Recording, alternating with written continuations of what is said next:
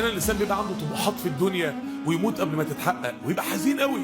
النبي عليه الصلاه والسلام لما تبسم حين موته قبل ما يموت بساعات، لما كشف الستاره ومش قادر يصلي مع الصحابه رضوان الله عليهم فتبسم. النبي عليه الصلاه والسلام تبسم ليه؟ لان حلم عمره اتحقق، لان كل دول رجاله، كل واحد من دول هيفتح بلد من بلاد العالم. فالثغر رجل، فكل واحد من دول هيشيل ثغر من ثغور الدين في الارض. بعد موت النبي عليه الصلاه والسلام الانسان اللي لما يجي يكشف الستاره قبل ما يموت ما يلاقيش حاجه بتبقى قمه الاغراض، ان هو ما عملش حاجه في حياته.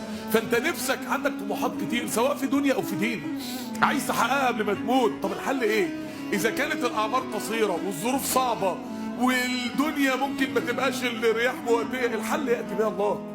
الحل ان ربنا يبارك لك في عمرك، الحل انك تبقى مع الله سبحانه وتعالى عشان ربنا يبارك لك في عمرك وربنا اللي يوصلك. عشان كده سيدنا محمد عليه الصلاه والسلام علم سيدنا علي بن ابي طالب دعاء اللهم اهدني وسددني.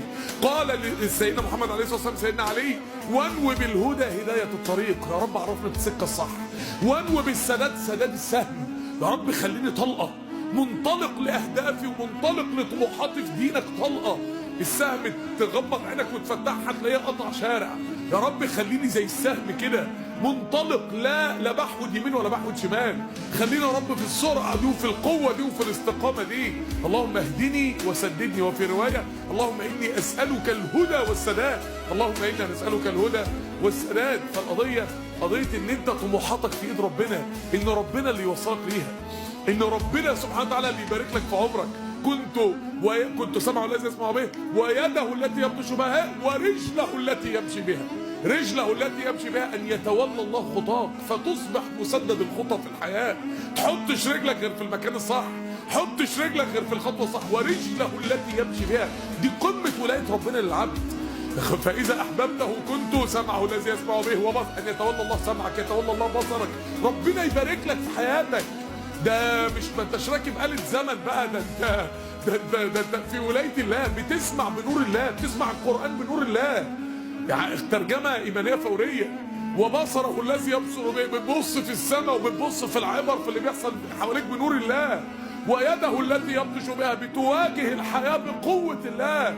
ورجله التي يمشي بها مسدد الخطى في الحياة، ماشي قمة التوفيق. تضع قدمك وفق مراد الله سبحانه وتعالى.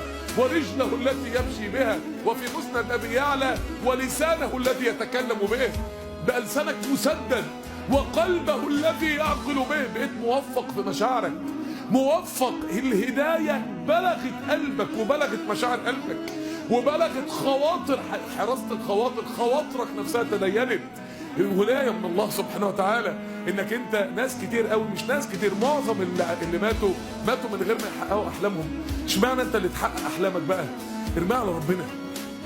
اعرف ازاي توصل لها، اوصل لها بالله ياتي بها الله، اوصل لها بقدره الله القادر.